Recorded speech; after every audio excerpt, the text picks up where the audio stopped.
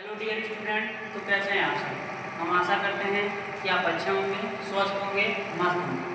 तो देखिए, आज का हमारा टॉपिक है सेंटीपीटल एक्सेलरेशन। सेंटीपीटल एक्सेलरेशन क्या होता है? जैसे कि मैंने प्रीवियस वीडियो में बताया था कि सर्कुलर मोशन और यूनिफॉर्म सर्कुलर मोशन। तो सर्कुलर मोशन क्या होता है?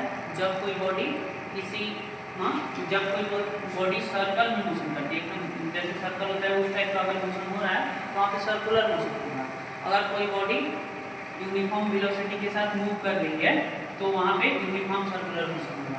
तो सेम तरीके से उसी तरीके से इसका भी डिफिनीशन है कि सेंटीपीटल एक्सेलरेशन होता क्या है। कि मान लीजिए सपोज दैट कोई बॉडी है, ठीक, मान लीजिए ये बॉडी है कोई, मैंने यहाँ पे बॉडी ए लिया है, ठीक है, यहाँ पे जो जिसका मास जो है द्रव्यमान ए है। मान लीजिए कोई बॉडी है और ये वृत्तीय गति कर रही है, एकदम सर्कुलर मोशन, ऐसे बार बार घूम रही है, ठीक, ऐसे घूम रही है।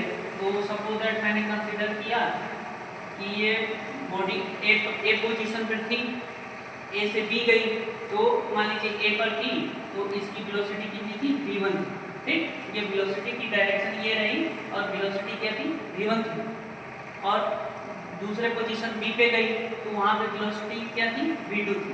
तो इन दोनों में जो चेंज हो रहा है, v1 से v2 जो चेंज हो रहा है, तो हम जानते हैं कि वेग परिवर्तन की दर को त्वरण कहते हैं। तो इसकी जो वेलोसिटी में चेंज आ रही है, वेलोसिटी जो चेंज हो रहा है, इसी को हम लोग सेंटीपीटल एक्सेलरेशन बोलेंगे। जैसे कि मैंने बताया यहाँ पे ऑलरेडी कि let us consider a body. मैंने बॉडी लिया और कितने मास का? m मास का मैंने बॉडी लिया, तो ये मूव कर रही है, moving on a circular path with uniform velocity. Uniform velocity के साथ ये सर्कुलर मोशन कर रही है, तो वहाँ पे जो एक्सेलरेशन प्रोड्यूस होता है वो होता है हमारा सेंटीपीटल एक्सेलरेशन। सपोज दैट ए का मान कैसे निकालेंगे? जैसे देखिए, ए के लिए फार्मूला डिराइव करते हैं, let A and B it's any two position. इस सर्कुलर मोशन में कहीं भी मैंने दो पोजीशन उसका कंसीडर कर लिया, पॉइंट ए पर पोजीशन, ये पॉइंट बी पर पोजीशन, ठीक है, ये दो पोजीशन कंसीडर कर लिया। As shown in the following figure, ठीक। तो देखिए फिगर में दिखाया गया, जैसे मान लीजिए ए पर था, बी पर गया है, तो ए पर जो वेलोसिटी की डायरेक्शन थी, ये वेलोसिटी का मैग्नीट्यूड v1 हो गया और मैग्नीट्यूड v2 हो गया इस डायरेक्शन में b पर। तो चूंकि मैग्नीट्यूड जो होता है सेम होता है, v1 का मैग्नीट्यूड बराबर v2 का मैग्नीट्यूड। तो देखिए यहाँ पे v1 का मैग्नीट्यूड और v2 का मैग्नीट्यूड हमारा हो जाएगा b के बराबर, इक्वल है, ठीक। तो यहाँ से देखिए हमारा, जैसे कि हम लोग जानते हैं कि चाल बराबर दूरी बटा समय होता है, उसी तरीके से ये भी हमारा डिस्टेंस कवर कर रही है, ए से बी जा रही है। तो और मान लीजिए डेल्टा टी समय में जा रही है, तो एवरी डिस्टेंस कवर कर रही है, मैंने लिख दिया यहाँ पे A B distance cover in delta T time. Then ये हो जाएगा हमारा ए बी डिस्टेंस कवर करिए डेल्टा टी टाइम में, तो देन v बराबर हमारा जाएगा ए बी बट्टे में डेल्टा टी, ठीक है। तो ये हो गया हमारा ए बी अपन में डेल्टा टी, तो ये डेल्टा टी उधर गया, ए बी बराबर हो गया v डेल्टा टी। अब देखिए, जैसे कि हम लोग ने पढ़ा है कि कोण बराबर चाप बटे त्रिज्या, एंगल बराबर आर्क अपान रेडियस, तो ये हो गया आर्क अपान में रेडियस। तो देखिए ये हो जाएगा हमारा डेल्टा टी। एंगल लेते हैं इसका एंगल, क्योंकि ये वाला एंगल और ये वाला एंगल ये दोनों आपस में इक्वल होंगे। जब ये मोशन में रहेगी तो वेलोसिटी यहाँ पे जो एंगल होगा वही एंगल यहाँ पे बनेगा। तो देखिए यहाँ से एंगल अपन एंगल बराबर आर्क अपन में रेडियस हो जाएगा। तो आर्क देखिए यहाँ पे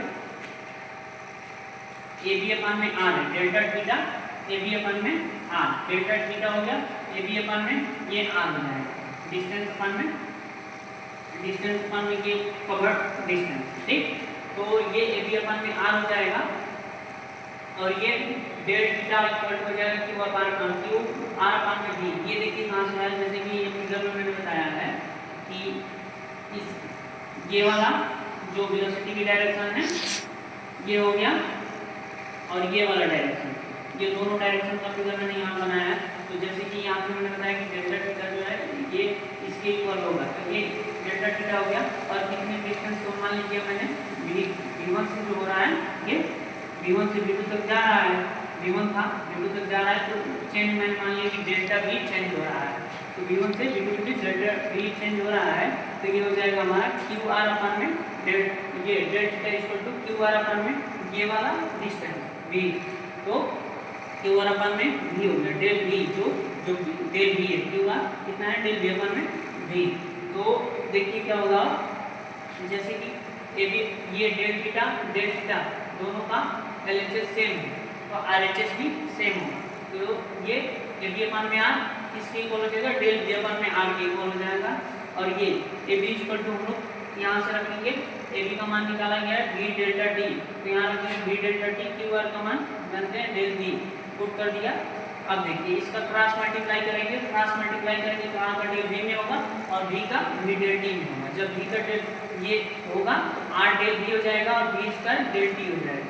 ओके, तो अब देखिए डेल टी को मैंने उधर भेजा, डेल v अपन में डेल टी हो गया, r को मैंने इधर भेजा, v स्क्वायर अपन में आ गया। हम जानते हैं कि वेग में जो वेलोसिटी में जो चेंज होता है वो एक्सेलरेशन होता है, तो जैसे देखिए हम rate of change of velocity equal to acceleration, तो ये हो जाएगा rate of change of velocity equal to हो जाएगा एक्सेलरेशन, तो यहाँ पे मैंने एक्सेलरेशन लिख दिया। इसी एक्सेलरेशन को हम लोग बोलते हैं सेंटीमीटर एक्सेलरेशन, जो कि होता है a बराबर v स्क्वायर अपन में r, वेलोसिटी का स्क्वायर अपन में जो रेडियस है उसका।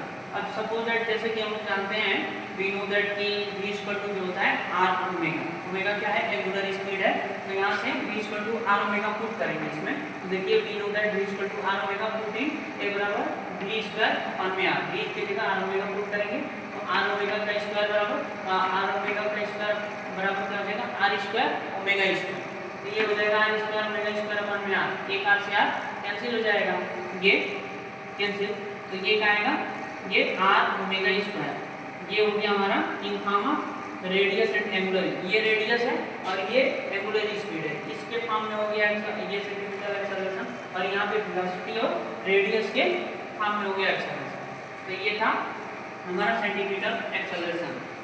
तो ओके, थैंक यू।